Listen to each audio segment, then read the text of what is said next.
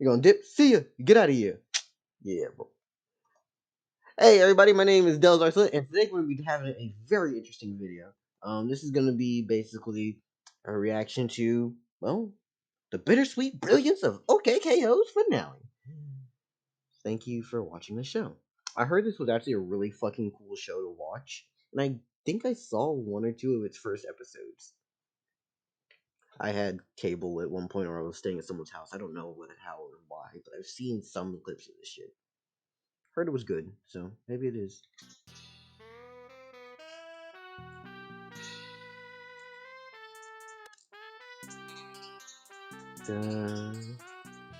TKO's house.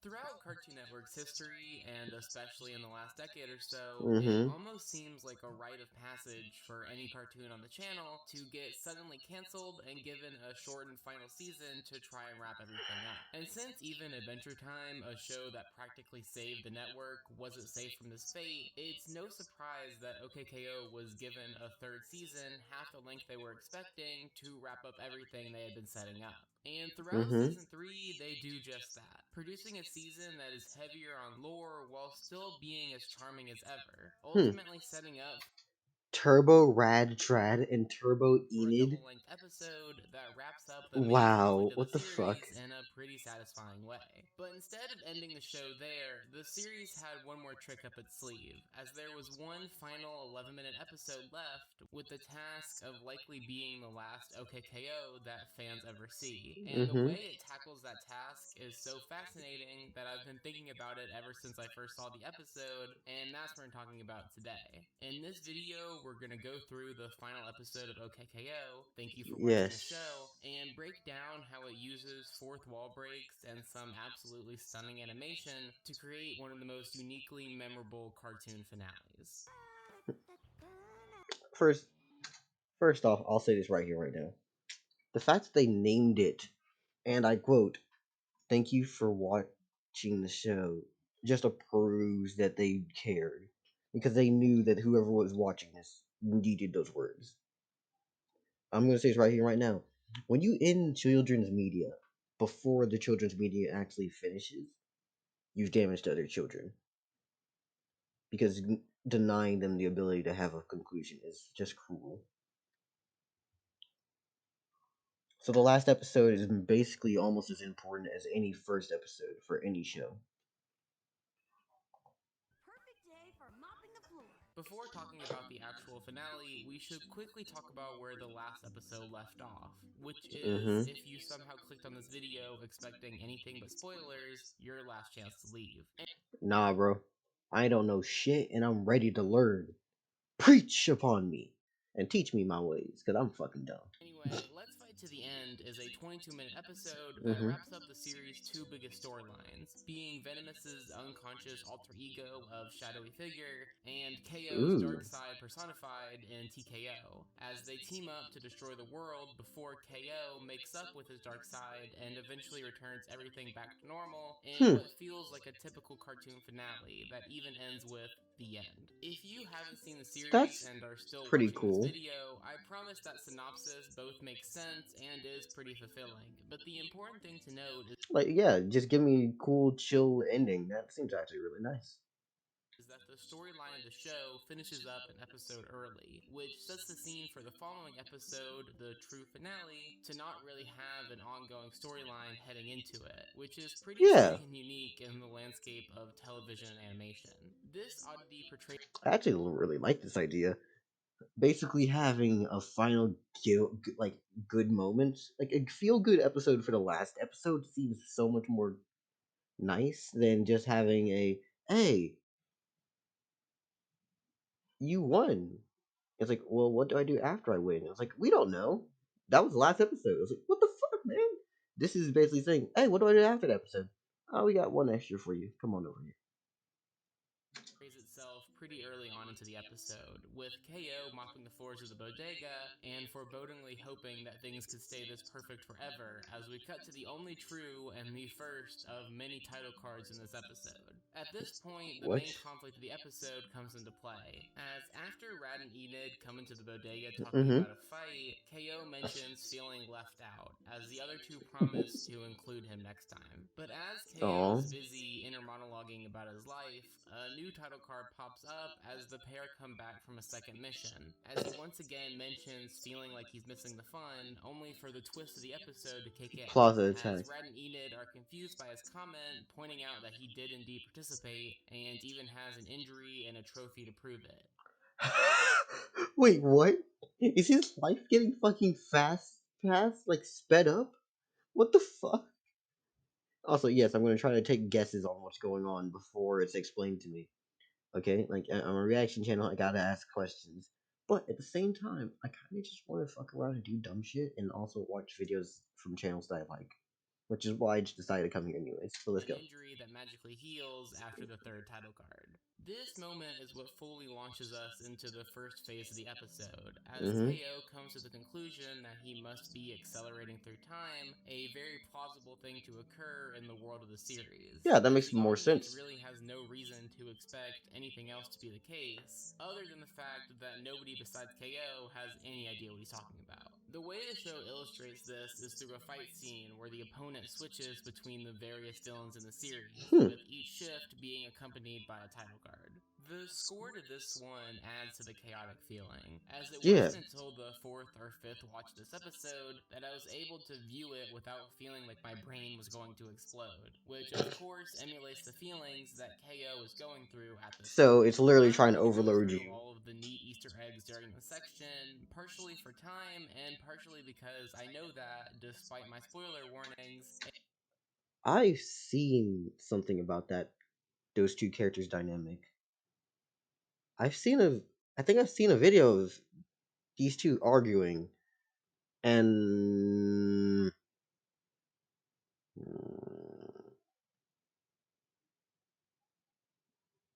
she actually cares for him. It's not mutual. And if it is mutual, it's fucked up because he doesn't do enough to show it.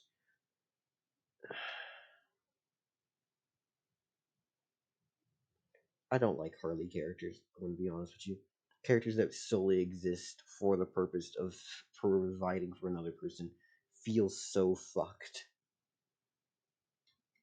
a good chunk of people watching this video haven't seen the series, but the amount of cameos during the first phase of this episode just adds to the chaos as you try and pinpoint who each big bad is. This section of the Mm-hmm. episode comes to an end as it slows down just enough for KO to ask Red Action for help, who confirms that he isn't actually accelerating through time, commenting that his brainwaves are going pretty crazy though. This shift brings us to the slowest part of the episode, which is still pretty rapid, but it Which at least gives us is. time to somewhat process things. After a fight with Boxman, KO concludes that this, unlike most of his problems, isn't something that you can fight through, as his two closest friends, Rad and Enid, both leave in what seems like a matter of seconds. While this does create what is easily the funniest joke of the episode, can I have a goodbye hug before you go? Come here. Hold up, hold up, hold up, hold up, hold up, hold up, hold up, hold up, hold up, hold up, hold up, hold up. So it actually flashes by that fast? Yeah, she's gone. Bro, that is some. They knew what the fuck they were doing. Nah, you can't have that in a children's show. Have someone be like, "Can I get a hug?" It's like, no, they gone. They left, man. They're no longer here. it is a pretty somber moment to watch KO start to lose people around him before he can even process the fact that they're leaving. Even though Last both days of high characters school leave to go vibes. somewhere that feels satisfying for their characters, it's hard to not feel like KO in this moment, as you, as the audience, are also Goodbye, not Rad. getting to properly process their goodbyes. Keep that comment about the meta-ness of this episode in your head for a second, as we'll Mm-hmm. come back to it. But first, KO runs to his mother for help, something that he often does in the most dire situations, such as back in Your World is an Illusion. But just like in that Hmm. episode, he doesn't get the relief he's seeking, as he once again jumps forward in time as his mother gives him advice in the middle of her sudden wedding. Oh my god, this is literally an episode about life flashing by you if you try to hold on to what you already have. Even if you are trying to live in the present, that doesn't mean that you can't look forward to the future. Because if you don't try to look towards the future even slightly, it's going to fucking hit you hard. A lot of people, in my opinion, say, live to the present, don't look at the past. Well, you also have to look at the future too to see what the hell's coming at your ass. That works as the first hint towards this episode's eventual thematic reveal. When you're young, it feels like you've got all the time in the world. But as you grow up, life moves too quick to. A couple of weddings Yep. later, and KO has hit rock bottom as he passes through a street filled with the title cards of episodes that actually exist, as he Ooh. monologues about how all of his favorite moments with his friends and family are quickly becoming distant memories. As KO runs back to familiarity in the form of the bodega, he's instead greeted by a movie theater playing clips of his past adventures, which finally causes him to have the The highlight epiphany that reel of his ends life. his perceived jumps through time, as seeing himself having fun with his friends from a different perspective allows him to realize the importance of being in the moment.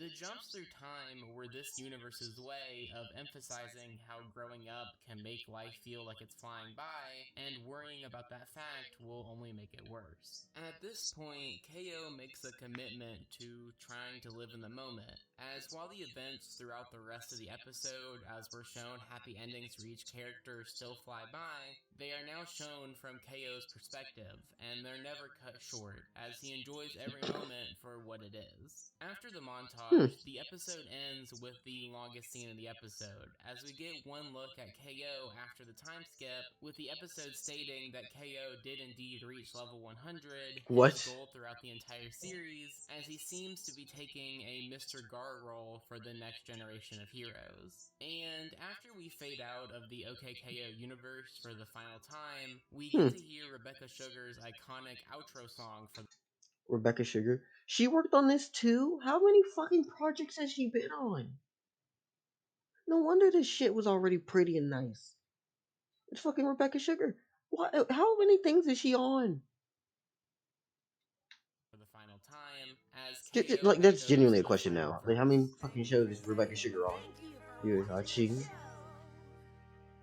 Despite being one of the shortest finales to any animated show, as nearly all other quarter-hour cartoons have double or even quadruple-length endings, there aren't Mm-hmm. very many final episodes with as much depth as thank you for watching the show. On one hand, as the title implies, it's a gift to everybody who watched through the series, as while every finale should have a little bit of fan service, this episode takes that to the extreme, and gives every beloved character a pretty perfect ending. On the other hand, the episode partially serves as a jab towards Cartoon Network, as various different characters' endings are actually scrapped episodes that they wanted to do with the amount of time they thought they had, as some of the title Oh. cards and subsequent short clips were clearly meant to be expanded upon in full episodes, with Gar's Roots being the best example of this. KO also makes comments throughout this one about thinking that they should have had more time for more adventures, as the show pretty clearly muses about the possibilities squandered by corporate without ever seeming overly grumpy or anything. So they literally told you, hey, here's what would have been. Here's what could have been. It's not going to be. It's going to go by faster. It's going to go by with a little bit of laughter, a joke, and a tug. And I want you to jump up, hop down, flop on the ground, and tell me. Did you have fun? Did you enjoy things? Yes? Then that's all that matters. Because it's all, as far as I'm concerned, that's all that's going to matter. And please, have a good day. And thank you for watching the show. Sorry, I had to fucking make a monologue. It was just coming to me as I was thinking. in their last minutes of screen time. And laying across both of these hands is what makes this episode truly special, which is the theme that KO learns in the cinema as he has to learn to stop worrying about life passing him by and just enjoy every moment as it comes. And while this theme also applies in a meta sense for the episode, as it's partially about the crew feeling like their time on the show was dissipating fast, as they only had half a season to wrap things up, it also serves to put a nice bow onto the themes of the show. At its core, OKKO is about doing what makes you and others happy, something made evident by KO's wish in the penultimate episode for everybody to be able to live their best life. And in this finale, KO learns what to do in Happily Ever After, as he has to finally accept that he'll miss the past in order to enjoy the present. And that's why, even though this episode was born under unfortunate circumstances, it's still ultimately one of my favorite finales in the landscape of animation, as it adapts to those circumstances to create an immensely I will say this at least. Obviously, I don't know much, right? Like, I haven't watched the show really at all. But just from explaining it in this way, I wish I had. I genuinely do. Also, let's just give it to Samuel. Man is basically sold me on a show that I've never seen and given me the emotional catharsis of a man who's only been going, oh, that's cool. I actually genuinely can relate. I guess that's the right word. Yeah. I guess I can actually relate it to this, and this is very fucking good. Anyways, please, everybody, have a lovely fucking day. And, I guess, memorable well, 11 no. minutes that both wraps up the series' characters and Let's like this themes video, by while the way. also never losing the show's charm and willingness to experiment. Anyway, that's about it for me. Thank you so much to everybody who watched this video, even though it's not a Steven Universe You or know, Adventure go Time one. subscribe, I'm go not like, exactly do all that sure when shit. this video is coming out, as I'm writing it in advance, but I'm pretty sure that we're in the middle of Fiona and Kate chaos right now, so hopefully this video is coming out in between 2 episode reviews. Anyway, if you want to see more of my opinions on animation that don't make it into videos and are almost always worse, you can find my Twitter in the description. But either Ooh, way, this has been April the dying Samuel, website. and I'll see you in about a week with more Fiona and Cake analysis. Thanks for watching. Anyways, everyone, please have a lovely fucking day, and I think you all should just be better, if not greater. Anyways, bye bye. I'm not gonna tell you much else. I'm just gonna say that alone. No need for an outro for me.